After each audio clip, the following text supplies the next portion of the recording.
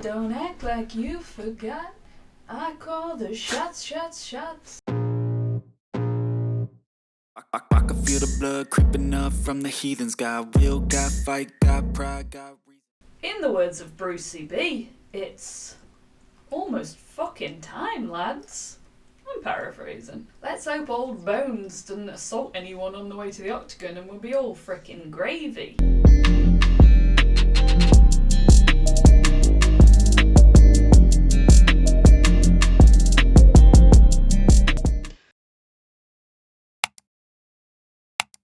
In case you've been living under a fucking rock, or you're a relative noob to the world of MMA, or I don't know, you've got other things going on in your life. I hear it's a thing amongst the youths. A trend, you might say. Flumpy, can you stop crying? Not about you. You may have missed everything that's led to this very moment, I'll be quick. Jon Jones was an unstoppable force in the world of MMA, youngest ever UFC champion, undefeated except for his own demons. A real fuck-up in his personal life, but my god was he a delight to watch in the Octagon. About a decade ago he started talking about making the move up to heavyweight, seeing as no one could touch him at light heavyweight. 3 years ago he left the sport to do just that. We're all going to have to put up with Flump crying because I don't. Oh, and now a rabble has assembled outside the window, the Octagon. Fuck, I don't know where I am. Get out of my workspace. In that time, he's been focused on getting all beefy and popping up sporadically to let us know he's all still alive. He's all still alive, but also let us all know he's still alive. Form your own sentence structure, I'm giving you enough. Threatening his return more times than Arnie. Calling out various big names in the industry, remaining relevant. Basically crying wolf. If you didn't see my Sick of the Rumours video, or my kind of paraphrased version of that where I talked about why I think Jon Jones will be a general success at heavyweight, I will link them for you on the end screen. But when I recorded that video at time of recording, he didn't have an opponent, just an idea, just a concept, just the general vibe of Jones, just a Francis Ngannou sized musing. But Francis parted ways with the UFC because there are souls who think that money is the start and end of every conversation. Francis dared the audacity to ask for basic human rights, like health and a voice. And they wouldn't even discuss it, so he took his talent and his terrifyingness elsewhere. The talent that stepped in to fill his place and stepped up to face the consensus if it wasn't for all of the drugs and general tomfoolery GOAT Jones was Cyril Gane. Be Cyril, my beating heart, Gane. And we finally had a fight announcement. 10 years in the making. I've not even been alive that long. I know, you were all thinking it. The UFC said that the announcement was leaked prematurely on some big old screens outside the venue, but we all know big fight news distracts away from any kind of wife-beating discussions that may be going on. And I'm talking about Dana and not Jon Jones. How very apt that it was old woman beater Jones that helped take the heat off of Dana power slap your wife white. If we all take a deep, deep, deep look inside of our hearts, that was a roller coaster, we would have preferred the Francis fight, probably, right? But I'm happy for him, smashing paradigms and all that. Part of our preference in that general direction is, of course, that Francis beat Cyril, so you'd expect him to be a tougher matchup for Jones, but hold your horses. I think that Bones and Gane have more similar. And that's all I'll say on the matter. I can buy myself flowers, I can punch the heavy bag, talk to a camera for hours, and not bother with this fucking slag. I think that Bones and Gane have more similarities, fight wise than Jon and Francis, and that makes it interesting in different ways. Essentially, if we're being real top level about it, the original rumoured matchup was like this incredibly creative technician versus this big old power puncher, knock guys out, scary motherfucker. But Gane is also a technician, got a certificate and everything. He's so well rounded when it comes to striking. He's very unusual, very creative himself. He's very agile. He'll stand like side on and really twist into a front kick. Par exemplar. That's for you, Cyril. He moves like water through his combinations. Kicks, knees, punches, all fluid, like pick and mixy, you know? He's huge, but he moves like a smaller, lighter man. He's so fast, so dynamic. His style is touch and don't get touched. We saw it against Lewis. We saw it against Rosenstrike. He just has this really incredible understanding of movement and using his range, being evasive. He's got a world-class fight IQ, got a certificate and everything. And he barely makes mistakes. Sound like anyone else we know? Inside of the Octagon. Need to make that very clear. Even though he's used to fighting in a different weight class, Jones was never small to begin with. That's the longest reach in the history of man and mantis shrimp kind. It's weird that not more fighters have the nickname mantis shrimp. Do what you will with that philosophy. But Jones is used to having like 7 inches on his opponent. I'm back to reach. I'm talking about reach again. Get your minds out the gutter. Against Ciryl, he'll have just 3. And of course, Gane is experienced in this weight class, experienced against heavyweights. Although he's not been fighting full stop for very long. Flumpy.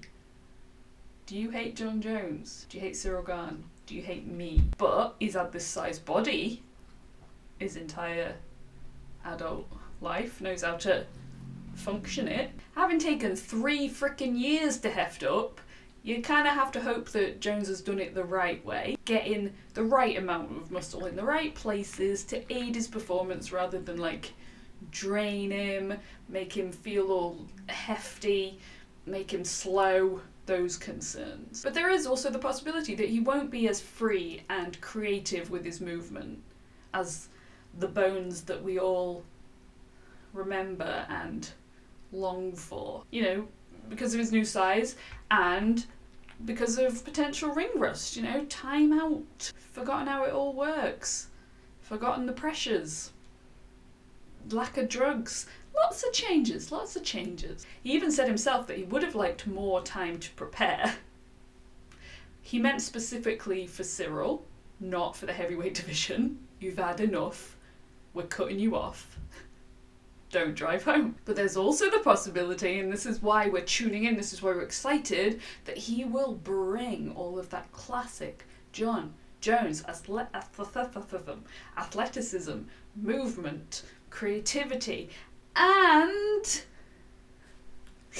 combine it with new power and strength, the likes of which we've never seen before. Look, there's no doubt that Jones can remove the threatening power of Gane with those kicks. He's a genius in the clinch, to the point that like any kind of natural strength advantage that Gane may have in that situation, probably going to be neutralised. Jones won't be able to use his height advantage like he usually does. He usually really is able to use shoulder cranks like a pro at using shoulder cranks. He's not going to have the height advantage here that he usually has. But he can still turn to like his wrist control, can still lure Gane into exposing all his soft bits for kicks, not kicks, knees. Gather yourself. No doubt, since the Ngannou fight, Gane will have been working on his takedown defense. In that fight, Gane had the superior striking in the first 2 rounds. He was doing some spinning kicks. He seemed to have the better of Ngannou. It was going his way. But it all changed on a dime as Ngannou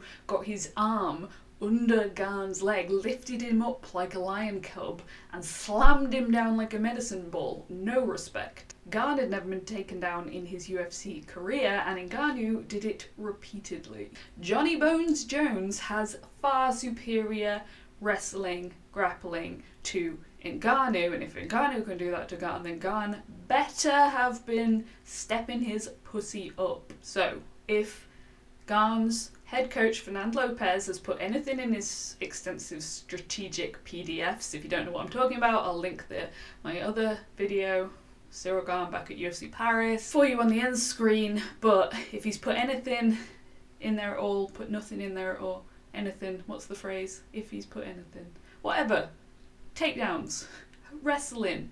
That should have been number one priority. And I said defensive, I think I did anyway, top of the hour, because offensively, I don't know if that's where you want to play. Johnny Bones is damn near impossible to take down, and he is impossible to keep down. And just mention Lopez. Lopez is just this clairvoyant in the corner of Ciryl Gane. He is basically as close to like predicting a fight as you can get. He's obsessive with his strategy, with his research, with his planning, and he's been with Ciryl since the start of his MMA career.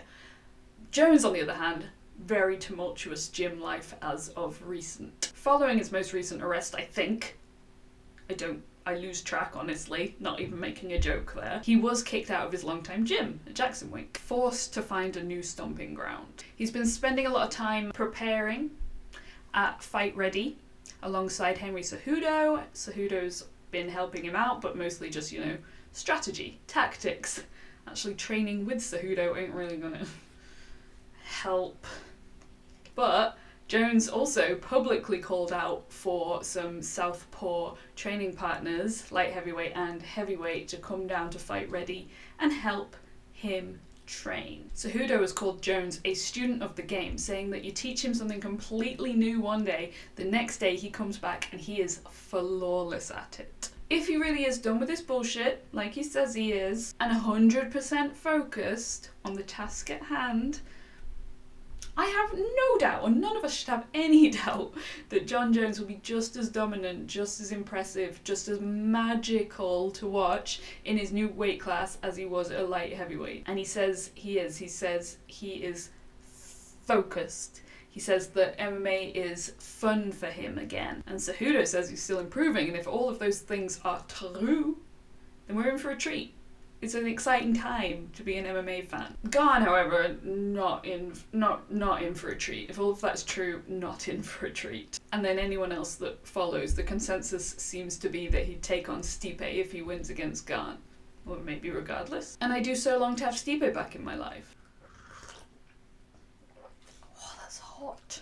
Just like you, sweetheart. Now, even though the athleticism of these two elite, lean, agile, creative, unusual athletes is comparable, their personalities are not. And that's fun for the marketing team. Jones is the villain, right? He wasn't always the villain, but he is the villain. And Gane is this soft-spoken, adorable gentleman who's changing the perception of the sport, especially in France, and no one seems to have a bad word to say about him, even Jones. He says he likes what he stands for and how he carries himself. He also said he had nothing but respect for his arch nemesis Daniel Cormier. Maybe he is a changed man. But if he is a changed man and all his demons are gone, what will that mean for his performance? So I don't want to be the bearer of bad news, but my demons are what make me so damn good at everything that I do. And I said that in a jokey manner, but I meant it. But this ain't therapy. So let me know your thoughts on the matchup, on the fight, on Jones coming back, fight things, not about my demons, in the comments. Do it right now.